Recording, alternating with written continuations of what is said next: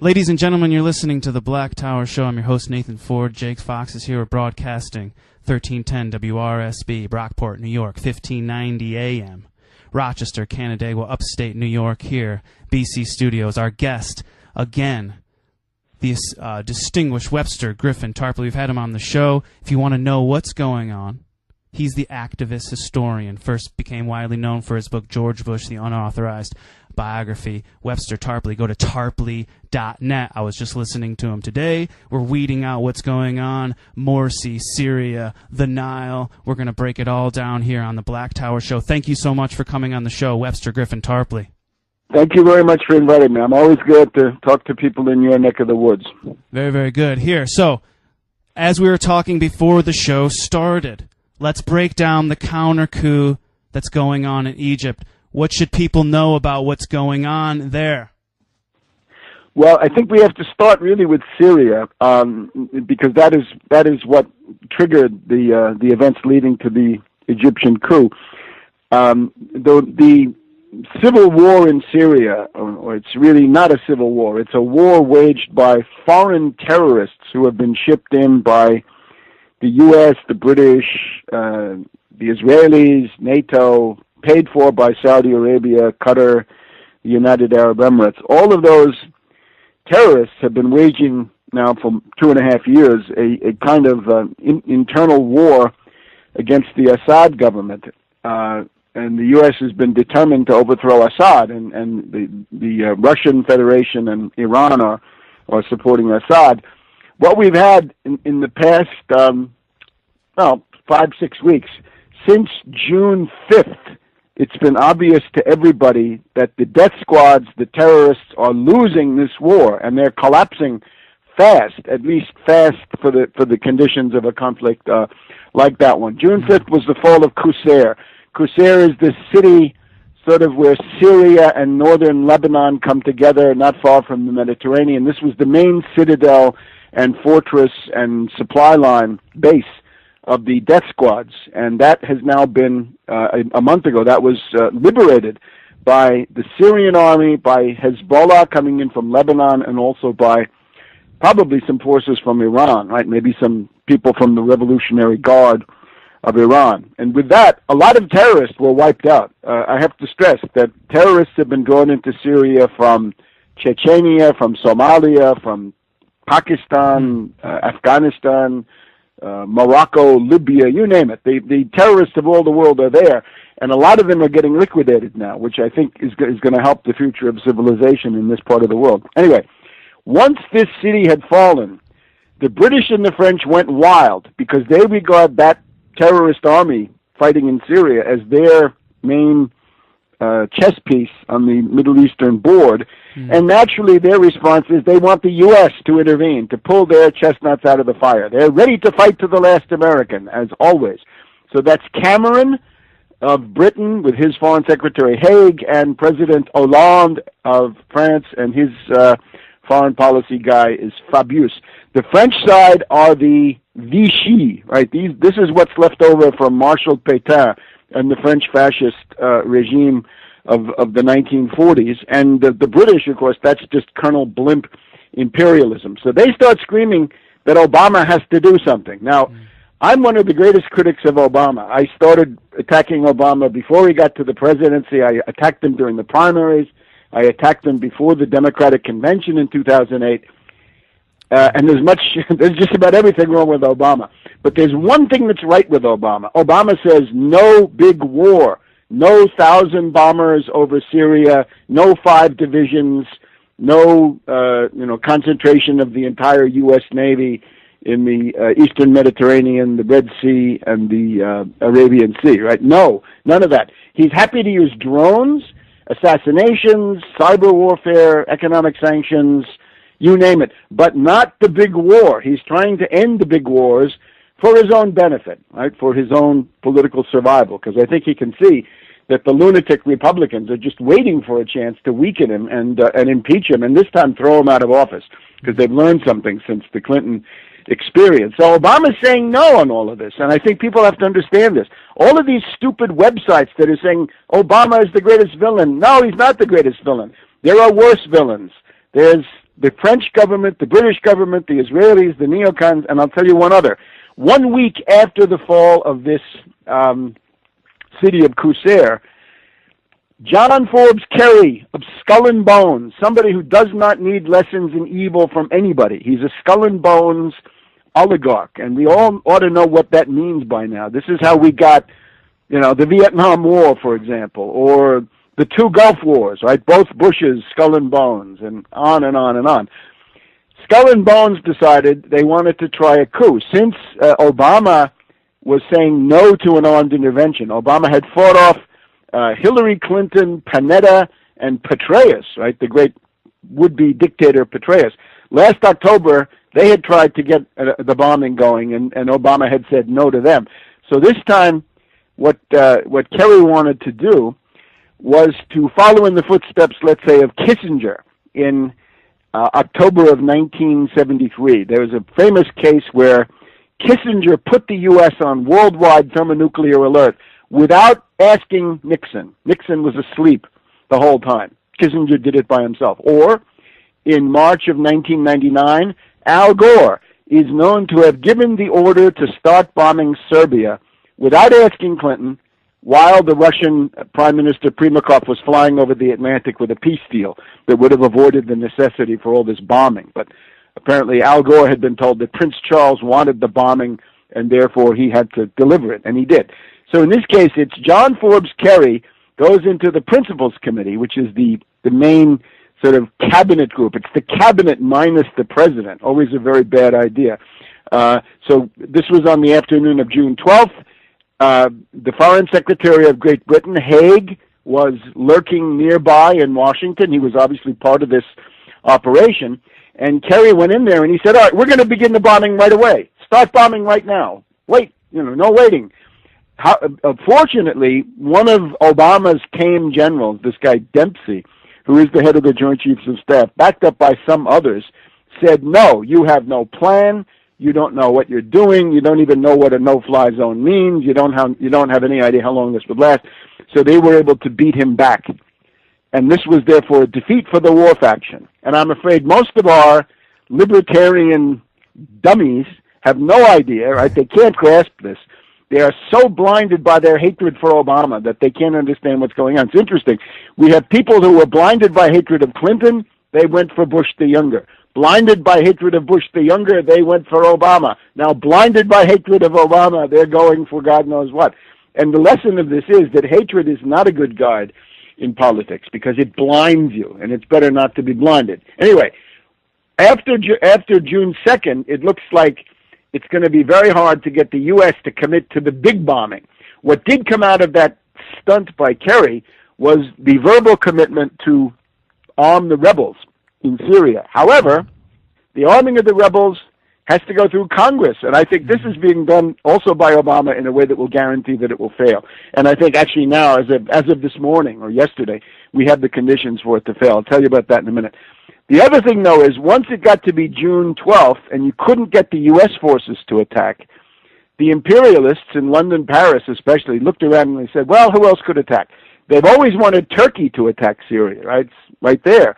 But they can't do that now because Erdogan is scared out of his wits because he's just had a huge mass upsurge around many issues. The biggest issue in the upsurge was that people were sick and tired of having al-Qaeda terrorists coming into southern Turkey and doing kidnapping, bombing, stealing, shakedowns, bakshish, all the rest of this stuff. So Turkey was not a good candidate. And they looked around and they said, well, who might do it? And they said, Egypt.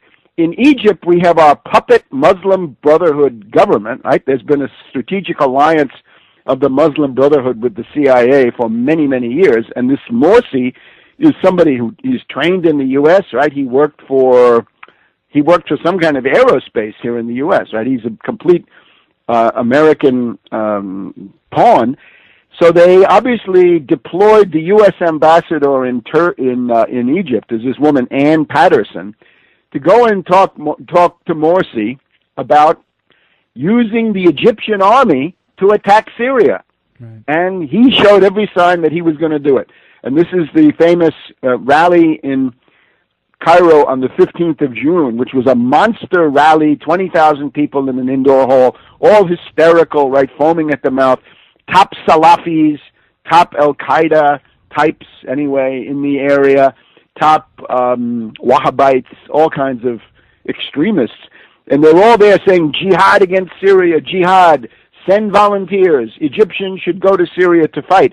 But it was more than that. It was also that the army was going to be sent to fight. And the army got that message. The next day, the army put out a statement saying, look, our only mission is national defense. We defend our borders. We don't go abroad looking for conflicts. At least in the last 20 years, they've stuck to that. You may remember that Bush the elder and Bush the younger wanted Egyptian troops in Afghanistan. The answer was no. Egyptian troops in Iraq. Answer was no on that one too. So they say we stay home.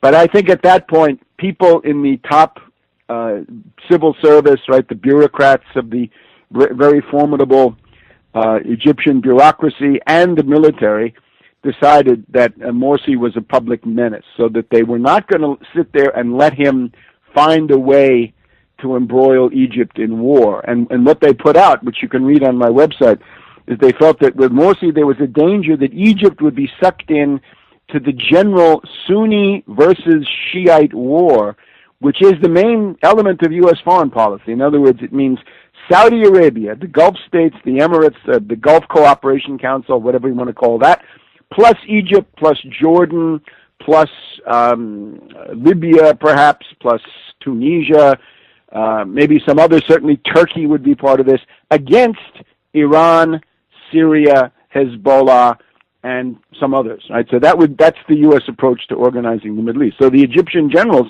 said no. So the answer to this was what I would call a counter coup. It's not a coup d'etat. The coup was a war coup coming from Morsi, and Morsi was as lawless as could be. This was not a democratic leader. He was this constitution that we're hearing so much about in Egypt. This was made up as he went along, right? He was making it up, on the fly every day. Last autumn, he put out this decree saying, I, the president, am above the law. No court can review me. I'm not subject to judicial review. Supreme Court can't judge me, and on and on and on. The main thing that he did, of course, that destroyed him politically, was to sell out to the International Monetary Fund, meaning that he said, I'm going to double the price of gasoline, I'm going to remove subsidies on gasoline, I'm going to increase the sales tax, and I'm going to move towards getting rid of the key food subsidies. The main thing in Egypt is that bread is subsidized, right? The price of bread is very low. This helps the poor a great deal.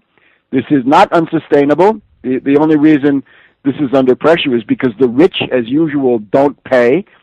In particular, stock speculators, derivatives mongers don't pay. But you can see what he did, right? If you double the price of gasoline in any country, you're going to get a big popular backlash against that. So that's how Morsi essentially destroyed himself. So that meant his popular support was gone. By the time we got now to June, the second half of June, the army looking at him and saying, look, we're not going to let you drag us into this lunatic war. And Morsi, more and more hysterical. The U.S. tried to save him to the very last moment, right? This is not a U.S. coup. That's why it's so encouraging. I've heard all kinds of people who think they know. They don't know. There are a lot of ignorant, pessimistic people. Right? One guy is a Marxist. He's got to prove Marxism. Another guy is sympathetic to the Muslim Brotherhood. He's got to prove that. No. The point is that this woman, Ann Patterson, the U.S. ambassador, is hated. And you can go to a number of websites, right? IntelliHub has it, among others. The signs that were shown in the demonstrations in the Cairo streets were,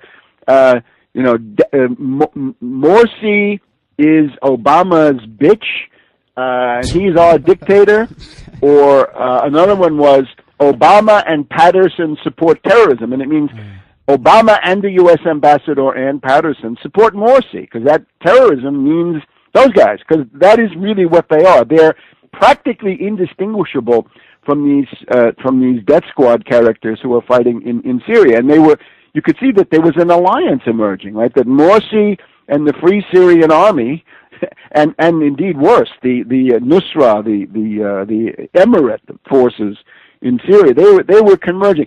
The thing that might also be interesting to remember is that Egypt and Syria were very recently one country. This was called the United Arab Republic, and it was from the late 50s to the early 60s under Nasser. President Nasser of Egypt, one of my personal points of reference, somebody that I have appreciated very much since the 60s already. He preached pan-Arab nationalism. In other words, that it would be good to have some kind of a political union of all Arab states. And the starting point of that was Egypt and Syria. It also included Yemen for a while, so it was getting somewhere. But then, of course, it was surrounded and crushed by the Middle East wars, right, with the help of the Israelis. But when you say to somebody in Egypt, let's go and make war against Syria, it's practically like saying, let's have a civil war inside our own country. So, fortunately, this has failed. Now, the big thing in Egypt right now is to defeat the International Monetary Fund.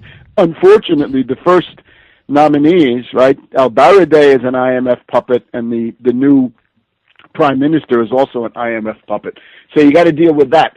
And I'll tell you how to do that, right? It's this guy, Hamdin Sabahi. Hamdin Sabahi is the Nasserist. He came in third in the elections last year. Morsi was first, the army guy was second, and then the Nasserist Sabahi. So this is not a utopia. I'm not saying, I want some workers' party or Islamic party of purity. No, I'm saying there is deeply rooted in Egypt and demonstrably present an alternative, which is this guy Sabahi. And his line is, no to the IMF, no to the Muslim Brotherhood, no to neoliberalism, no to these obscurantists. And he said, let's have a Tahrir tax. Let's have a 10% one-time tax on everybody's fortune if you're above $7 million, 50 million Egyptian pounds. And he's got an economic bill of rights, which is basically, it's practically the same thing as Franklin D. Roosevelt's economic bill of rights of January 1944. So all of this is going on. The last thing in the big picture is this.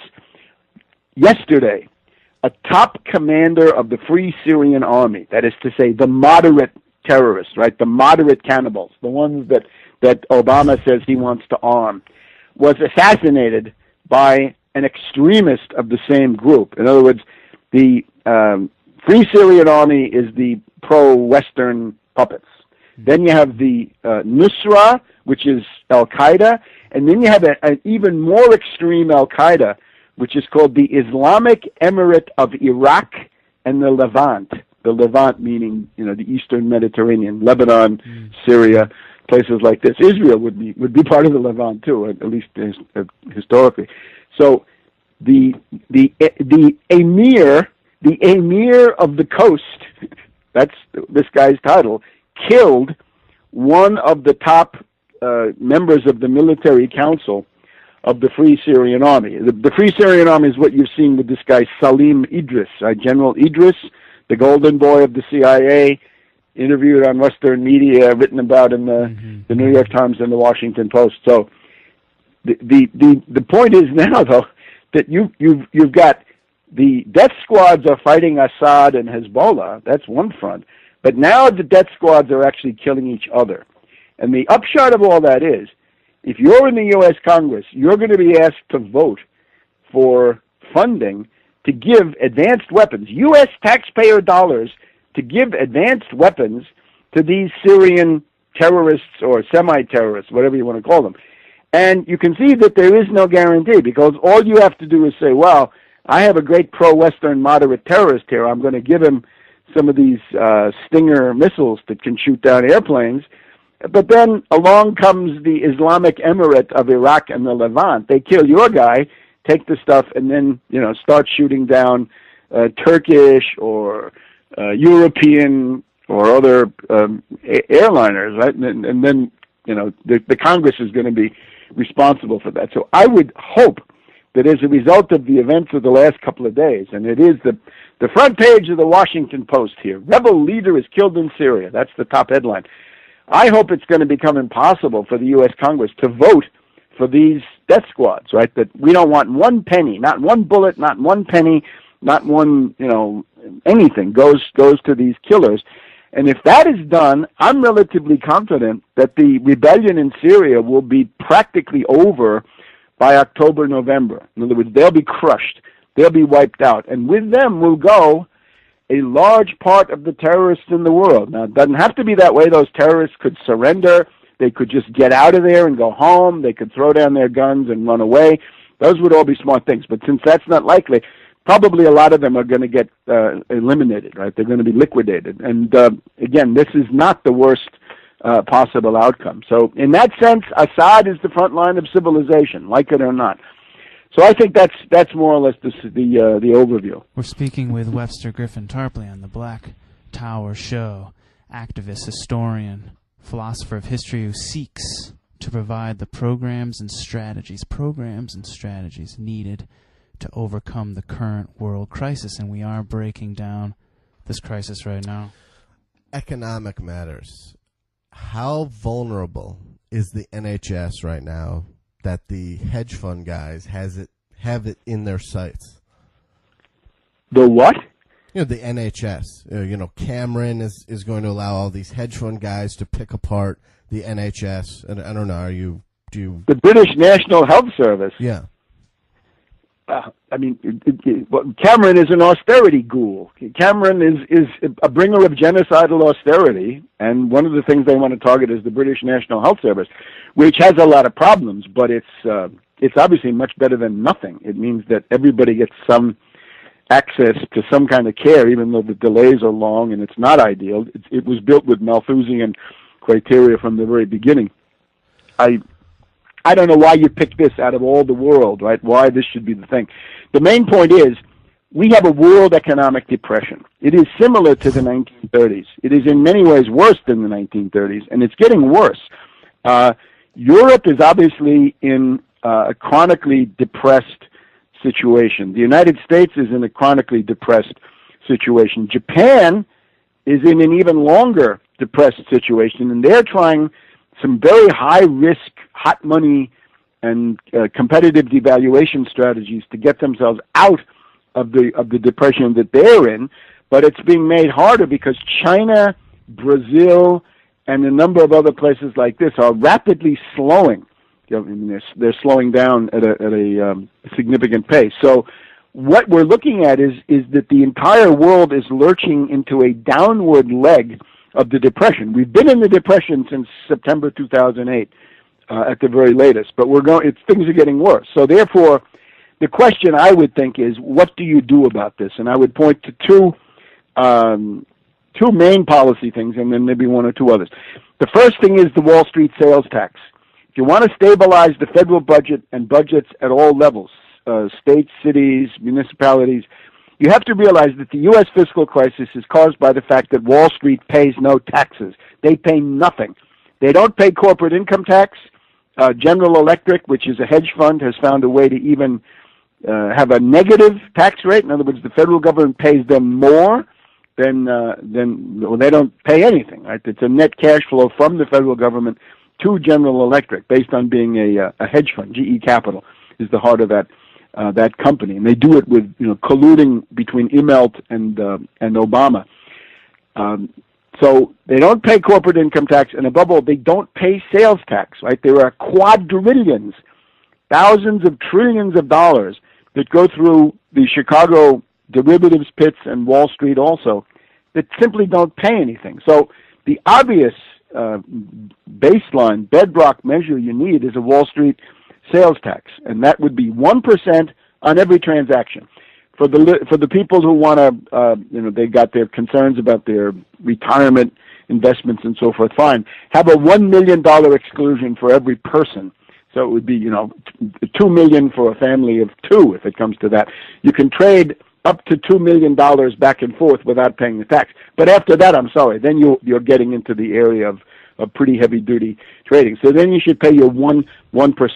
That 1% would level the playing field so that speculation would no longer be so attractive compared to real production. It would restore the attractiveness of real production in the entire economy, and I think help to bring about an economic recovery in its own right. But the main thing it would do is that you would then have plenty of money for your Social Security, Medicare, Medicaid, rollback to sequester, Head Start, Pell Grants, WIC, right, protein meals for children, the entire panoply of what you need to maintain your labor force while you're getting out of the Depression. Now, that's not yet a recovery. The recovery is the second step. You've got the Federal Reserve, and they spend almost $100 billion every month buying bankrupt, cancerous, kited derivatives, what they call mortgage-backed securities. Those are derivatives. So they see their main function in life as maintaining the price of rotten, insolvent derivatives. What we should do is, and this could be done by a phone call if you had enough power behind it, since the Federal Reserve operates in total illegality, right? They don't do things according to public laws, but they have a clique of bankers who run the show. If you could generate enough pressure on those bankers around Bernanke on that board, you could say to them, look, you opened a $27 trillion credit line for Wall Street hedge fund hyenas, zombie bankers, parasites, lampreys, and others during the hot phase of the financial crisis, 08, 09, especially. What you're going to do now, Bernanke, is you're going to open a credit facility. You're going to have a credit stimulus similar to what you had for these banks, what they still have for AIG, for example. And what you're going to do with that, though, is you're going to buy bonds from states and municipalities, counties, Port Authority of New York, things like that, and you're going to rebuild the entire infrastructure. The first tranche could be 3.6 trillion, maybe make it a nice round 4 trillion, which is the amount estimated by the American Society of Civil Engineers to get the U.S. infrastructure from D plus to C. So just to be mediocre, to have a C, you'd have to spend almost $4 trillion. But if you do that, you could begin then, once you saw the effect of that, you would see that that is the royal road to a recovery. And then you could simply do that repeatedly, right? Again, if the Federal Reserve was willing to commit $27 trillion to zombie banks, and this includes foreign zombie banks in 2008, 2009, how about, 5 trillion, 10 trillion, 15 trillion, whatever it takes, frankly, to actually have an economic recovery? We would need 30 million new productive jobs. The entire infrastructure of this country is at the point of physical collapse. We see it again and again, right? We've seen bridges falling down. We've seen train crashes. We've seen now the system there in the San Francisco airport. One of the landing systems was knocked out when this crash occurred.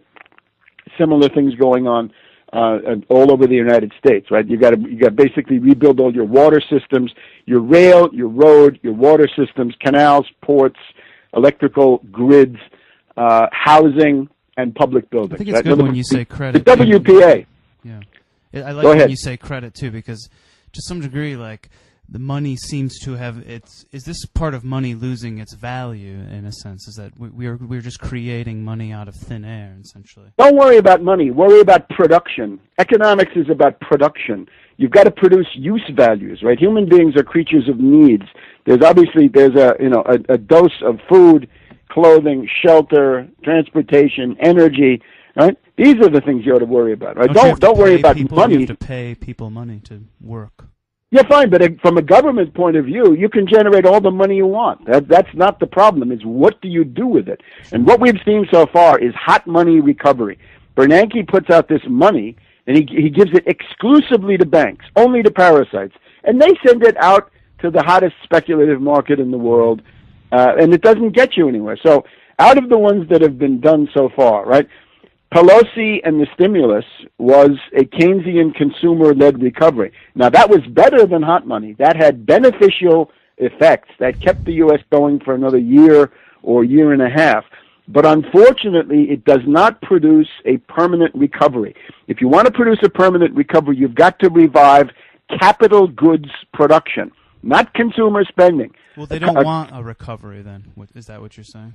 They don't know what they want. In other words, they want money for their clienteles, sure. And basically the Democratic Party has an animus against production, but the Republican Party has an animus against maintaining the social safety net. And worst of all are the Ron Paul libertarians, because their program is an immediate, all-out deflationary crash, the Andrew Mellon method: liquidate stocks, liquidate bonds, liquidate real estate, liquidate the farmer, liquidate everything, and then there'll be a recovery. And of course, the comeback to that is too bad if you died in the process, because a lot of people won't live to see that recovery. And of course, there is no evidence that there will be a recovery. This mythical thing that they talk about has never occurred. It's never happened that way. They call the Panic of 1920, they claim. Panic of 1920 brought you fascism in Italy and other places, right? So there are things that are just beyond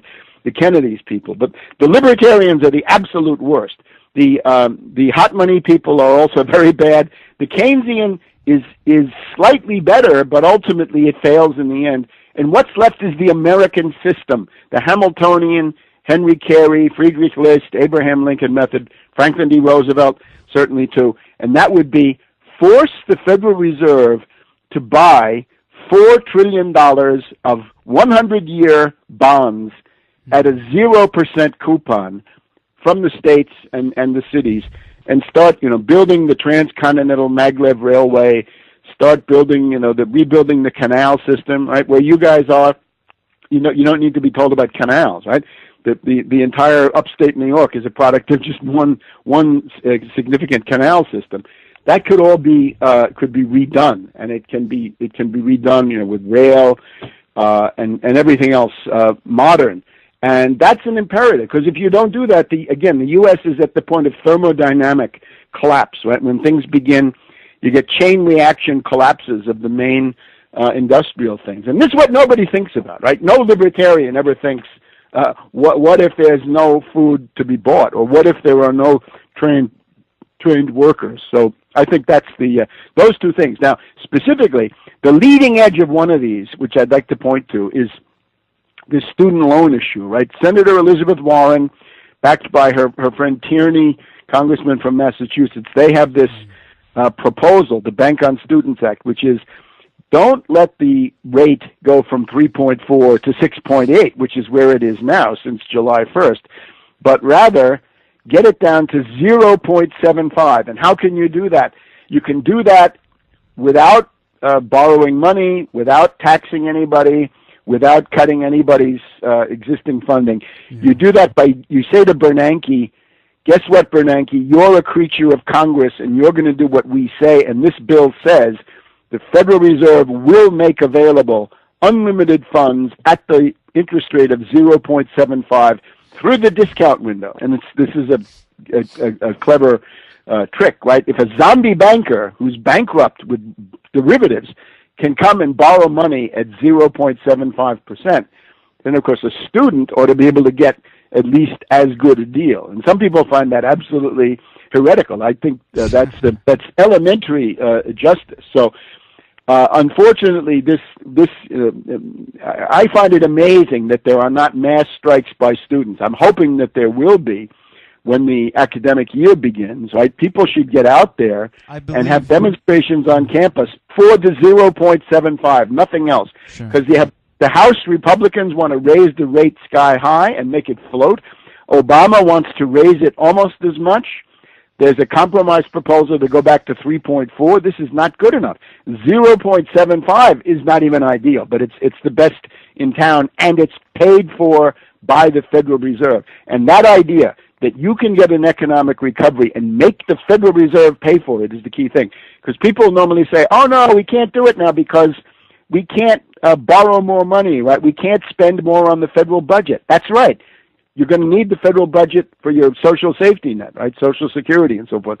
But you have this other thing, right? You have the Federal Reserve, which is a completely separate accounting unit, and that money doesn't come from taxation. That money is printed. It comes out of nowhere. And that's a tremendous advantage, right? That's the inherent power of the modern state. The credit-creating power of the U.S. government has been hijacked by the Federal Reserve. A real president could call up Bernanke and say, Ben, either you you issue a statement this afternoon that you're going to buy $4 trillion worth of bonds, or I have the 82nd Airborne Division here, and they're going to come and visit you, or something to this line. That's what General de Gaulle would have done and actually did do on one or two occasions. Now that's an ultimatum right there. Yeah, an ultimatum.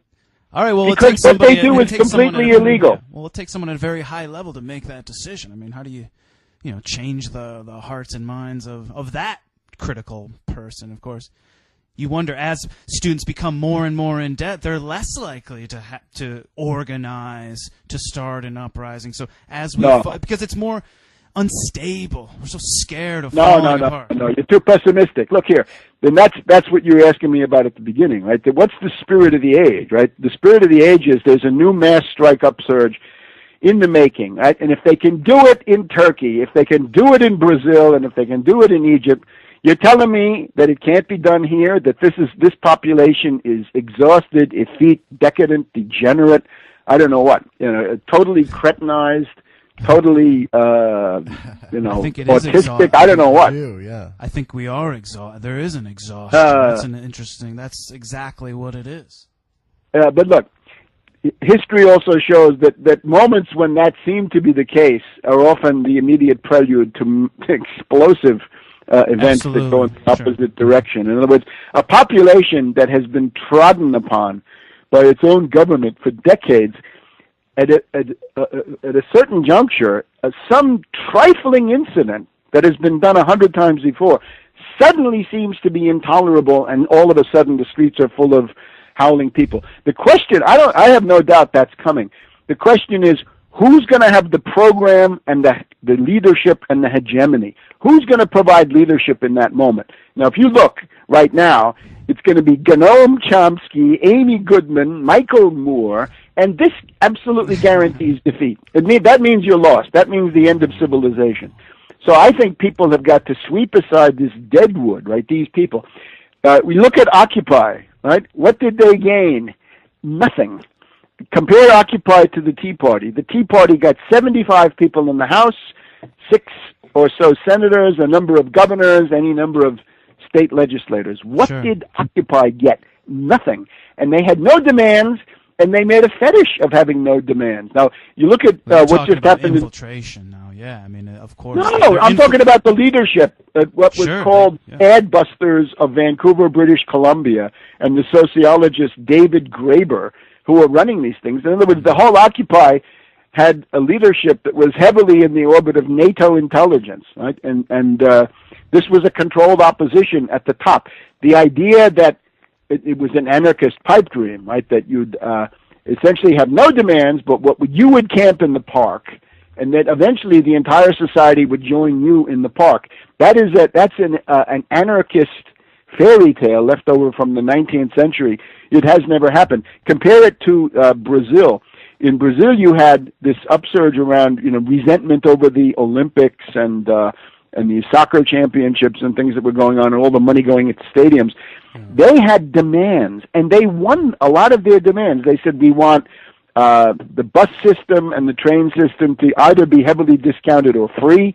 We want special passes, right? Special discounts. We want more money for social development. And they won actual concessions. So they can now say, our method works. If you look at the Occupy method, you ask somebody, well, you were out there, for a month vociferating and agitating. What do you have to show for it? It did inform, though. There was informative quality to it. I mean, people did start to learn about things. It's crazy. Nobody needs to be informed of this stuff. People are radicalized by objective economic conditions, and radicalization is not your job. Radicalization, there's no way you can do it. Radicalization occurs through the actions of the crisis. What you have to be ready to do is to say, I'm going to lead you. I have a program. I know what to do. Follow me. This is the way. Because otherwise, the NATO agents will be there in droves. So right? And they were there in droves. The Tea Party is something that people should get behind? Do you think the Tea Party is the Tea Party? The Tea Party is the most lunatic. I'm just trying to say, even with a lunatic, Ron Paul.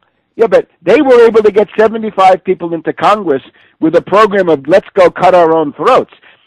Where suppose Occupy had come out saying, If Occupy had said, we have one demand, we want the Wall Street sales tax, and we want it now, and we're calling on Congress to pass this, and we want it passed, and that means no austerity, no killer cuts, no more austerity cuts, Wall Street is going to pay, and we want that passed.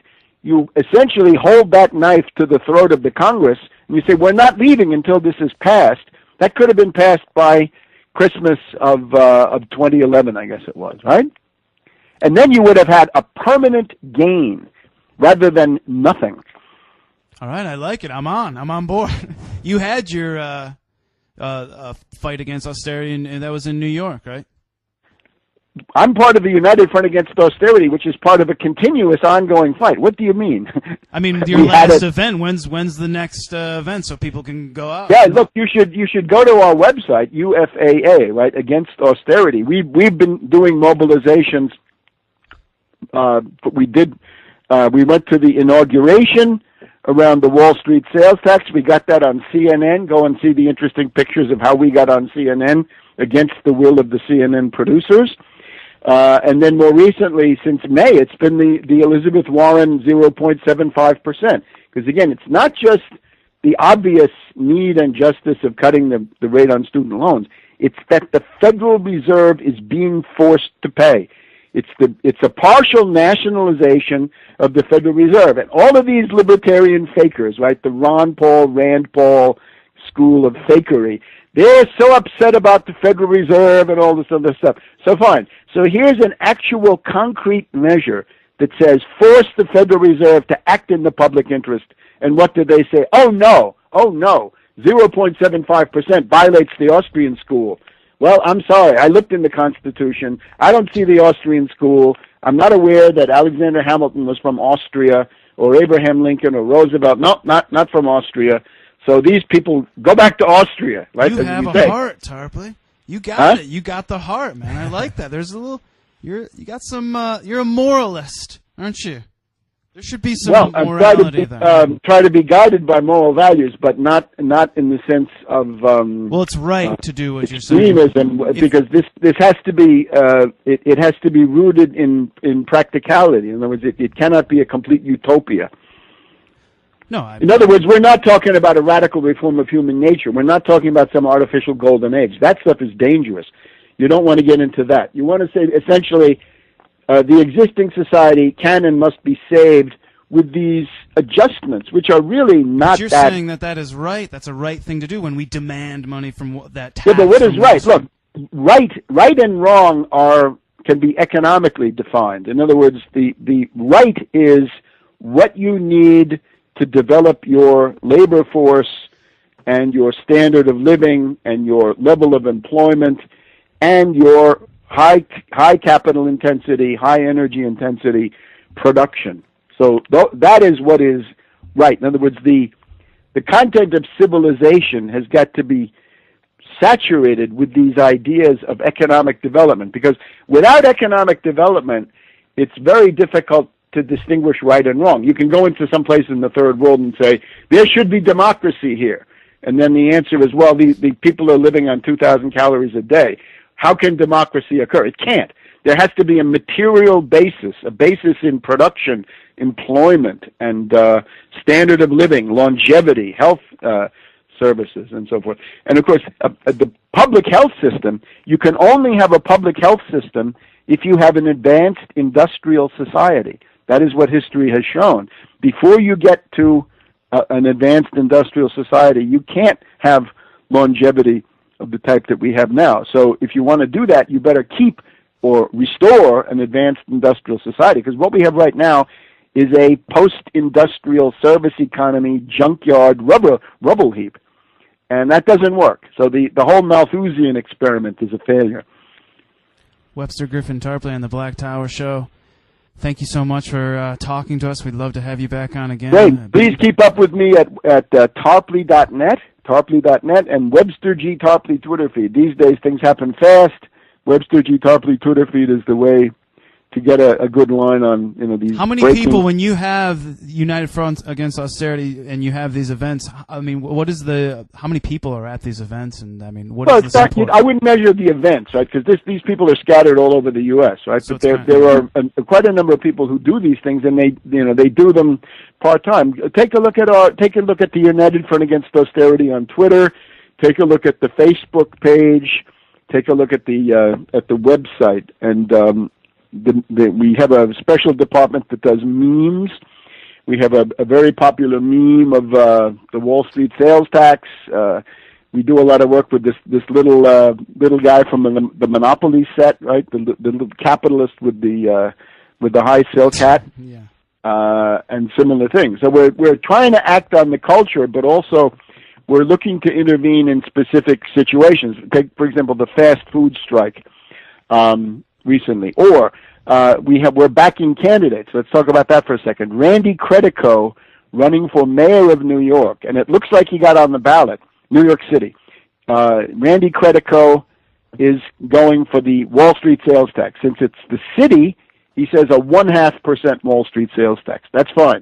The other half can go to Albany, but half of it can go to New York City in this case. And of course, this means that there is no budget problem in New York, right? The budget problem in New York is bodyguards? Does he have bodyguards? This guy. Yeah, you guys, you're a pessimist. I can hear it, right? You're taking counsel of your fears at every turn. Here's another one. In New Jersey, we have Willie Araujo, Araujo, running for governor of New Jersey. Also, Wall Street sales tax. So if the people in Wall Street say to New York City, "Hey, you can't tax us. We'll go to New Jersey," the answer is don't kid yourself, boys. Not so fast. There's going to be a Wall Street sales tax in New Jersey. So I would urge you guys to dedicate yourself to a coherent line on these things. Right? You should be fighting for the Warren Tierney bill to cut the student loan rates down to 0.75%.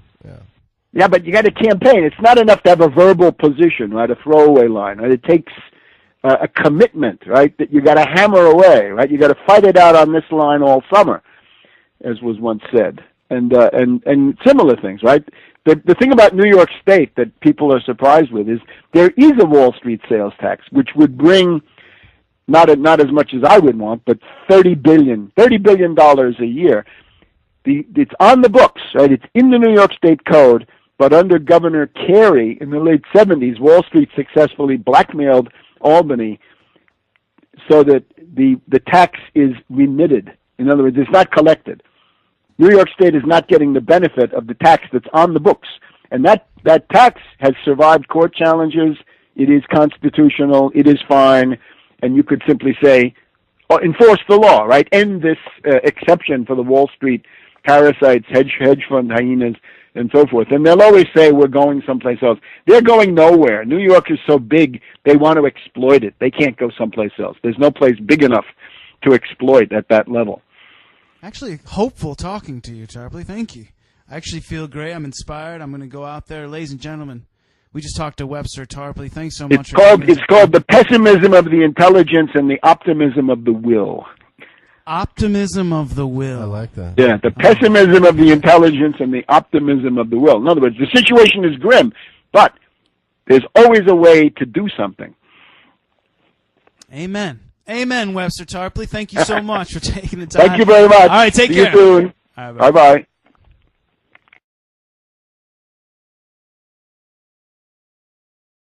The lunatic Republicans are just waiting for a chance to weaken him and impeach him, and this time throw him out of office because they've learned something since the Clinton experience. So Obama's saying no on all of this, and I think people have to understand this. All of these stupid websites that are saying Obama is the greatest villain. No, he's not the greatest villain. There are worse villains. There's the French government, the British government, the Israelis, the neocons, and I'll tell you one other. 1 week after the fall of this city of Qusair, John Forbes Kerry of Skull and Bones, somebody who does not need lessons in evil from anybody. He's a Skull and Bones oligarch, and we all ought to know what that means by now. This is how we got, the Vietnam War, for example, or the two Gulf Wars, right? Both Bushes, Skull and Bones, and on and on and on.